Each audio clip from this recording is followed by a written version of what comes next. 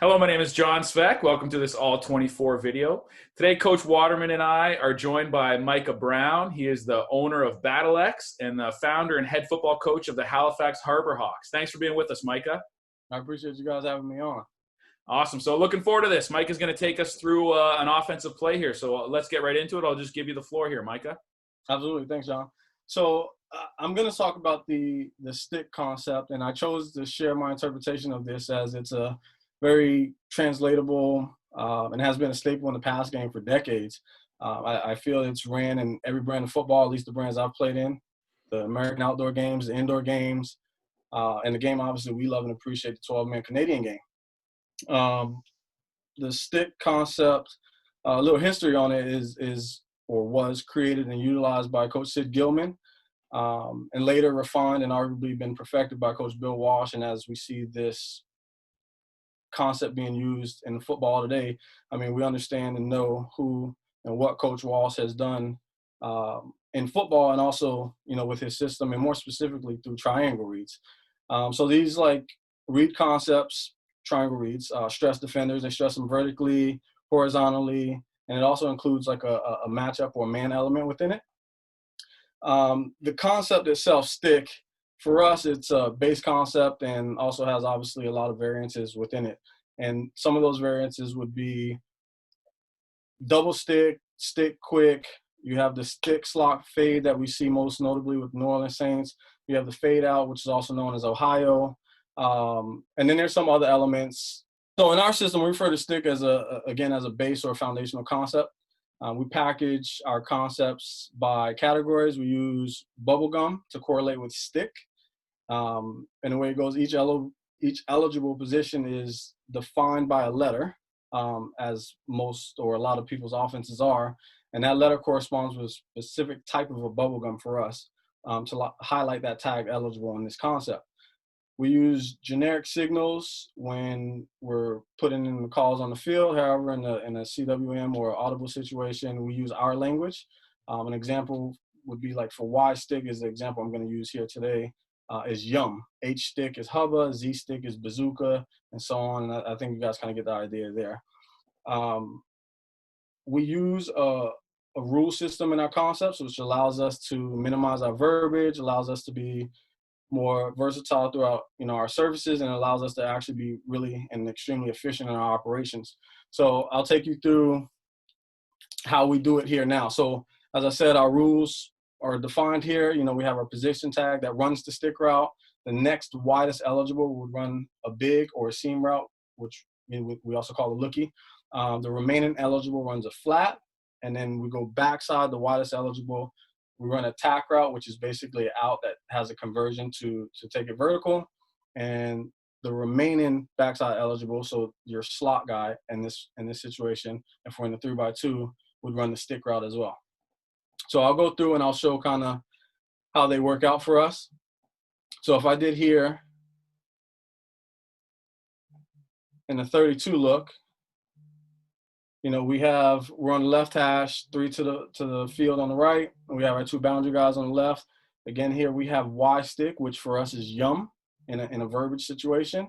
You have your Y running the stick route. So we teach these guys coverages and we teach them concepts, but we also teach them how to run their route within their cylinder and not having to worry about, okay, is this cover 2-man? Is this cover 4? Is this 3 hold, 3 cut? We just show them in their cylinder, based on what a defender does, how to manipulate their route. So for example, Y has a stick here. As he's approaching his depth, which is 6 yards for us, if he's completely uncovered and nobody's in the cylinder, turn around and get plugged with the ball. As he's running, I'm going back to Y again, as he's running, if he feels a defender is attaching to him, he's going to turn outside. As he's turning outside, if he has a low defender out there, he'll tee it up. If there's nobody, if there's green grass, he's going to keep going on the out route. So that's what we explain these guys on the stick route. Our number 1 guy out here, the Z, he's running what we call a big route, and it stands for best I've got. What we teach him is it's a mandatory outside release. If you pass a low defender, so let's say in a cut situation, a low corner, you're looking for the ball right away. Now, If you don't get plugged with the ball, or if you come off the line and you had space, meaning you're running to a defender, if that defender is high and to the inside, we're going to hit a dropout. If he's high to the outside, we're going to chop it down and run a dig at around 15 yards. And so all of our vertical routes are like that. So there's always an option there. And then our third guy runs a flat. And now we have our third guy here is an H. This could be a guy coming out of the backfield. This could be if we have a tight end situation. So that's how we handle the front side of it. The back side of it, number one has our tack route, which is our out route. If he has a low press defender, whether it's man, whether it's cut, he can convert that and run a fade.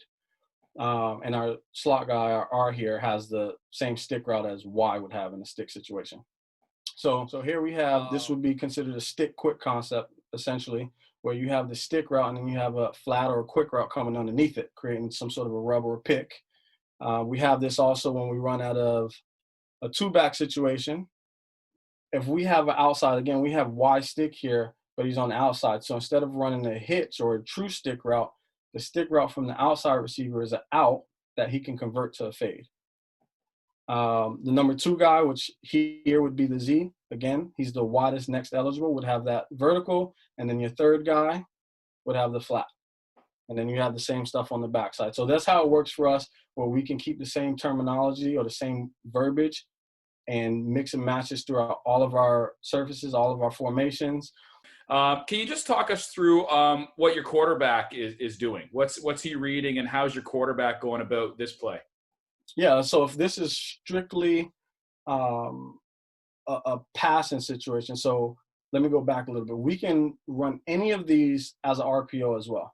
And typically what we would do is we would protect the first level and do a second level, put a defender in a conflict, and that would be our read key.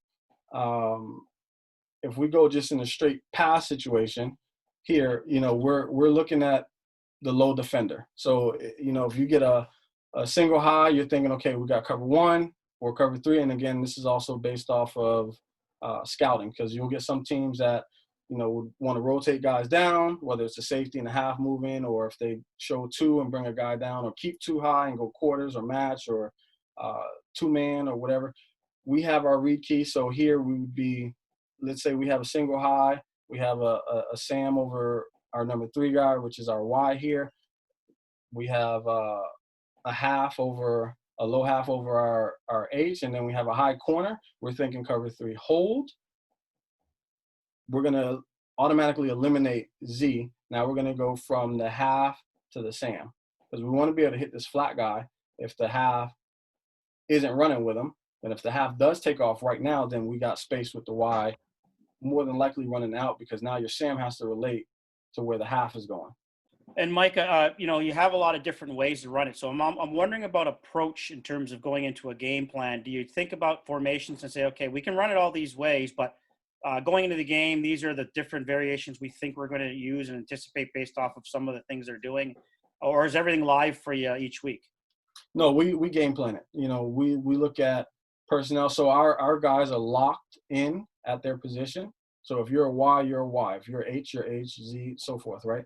So we look for mismatches in the defense. We look at personnel matchups. We look at coverage matchups. We look at, all of those elements that we're going to face that week.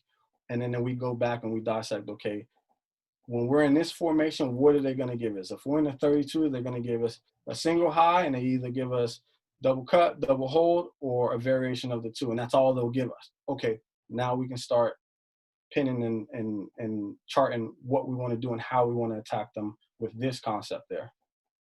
And so that allows you during the week to just practice out of the formations you believe you're going to be most successful that week, so you can get multiple reps. Is that what you're saying? Absolutely. So this for us is like, we're a very high tempo. So I should have explained it. So with our signals, we have 2 to 5 hand signals, 5 being the max and 3 actually being the average to get a play in. So we can communicate a full pass system, as you see here, with a full run game, whether it's gap scheme, counter, power, dual, or zone scheme, your inside zones or any outside zones, whatever we wanted to do in the run game. And we can have all that signaled in 3 signals, and everybody's on the same page. Hurry, hurry, go set hut, and we're running. I noticed that you obviously have, sort of a stick version on both sides here, with some variants on the backside. So what dictates which side the quarterback can go? Does he have complete freedom, or is he working the front side of the play side stick, or how does he get to that backside? Yeah, he has complete freedom. I mean, if he comes to the line and we're here on this 32, and he has a high corner on the boundary, and he has a tucked half where the half is the boundary half is head up to inside of that R, he can take the X right now on the out route because that's what they run. So he has complete freedom. We have an entire identification system, pre-snap and post-snap. So he has all his checks, he has all his tools that he would need to be able to execute these plays. I have one last question. It's on the sort of stick route itself. I'm just wondering, how do you practice that, Micah? You have some, a lot goes into that. Is it always with the quarterbacks, and how do you get them on the same page as far as how he's going to convert that route, which way he's going to go? Yeah, absolutely. So we do a lot of routes on air, but then we also bring a defender over, or we have receivers plug in as a defender, and they have the freedom to, relate to that. Let's say in this case, the number 3 guy, he can relate to him. He can just get depth. He can stand there. It doesn't really matter because now, again, based on that cylinder for the Y, if I'm approaching my depth and nobody's around me, I'm turning around, I'm getting plugged with the ball. If I feel somebody attaching from my inside, I'm breaking outside, and as I'm breaking, I'm looking to see if there's a low defender, I'm teeing it up on the outside hip. So essentially an outside hitch. If there's green grass, then I'm gonna just keep going on the out route and look for a ball. Yeah, and along those same lines, my last question here is that you obviously have some conversions from different positions on the offense from a receiver. So it's really important, I'm imagining, for you to really have those kids understand the concept and understand how they're dealing with that. And I know in teaching not just the stick route, but just the dropout or the dig and all these conversions. How much time do you spend going through that with your players and on film and on the field? Yeah, so the way we do our program is we teach the guys generic concepts. So stick is a generic concept, flood is a generic concept, smash is a generic concept. Then you have your layering, right? So we teach them this, and they see a lot of these things when they play Madden or NCAA. Well, when they did play NCAA.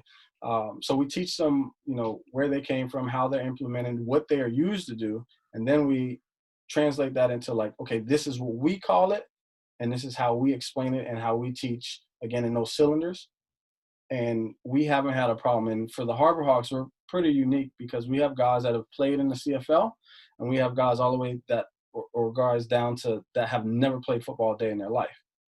And we only have essentially 2 hours a day, twice a week, so 4 hours in a week to really teach and kind of get all these guys on the same page. And it's been tremendous for us. Tremendous. Awesome. Well, I really enjoyed that. Thank you so much for your time, Micah, breaking that down for us. Yeah, absolutely. I appreciate you guys having me on, and you guys are doing a wonderful job with this. Thanks, Coach. Yeah, absolutely.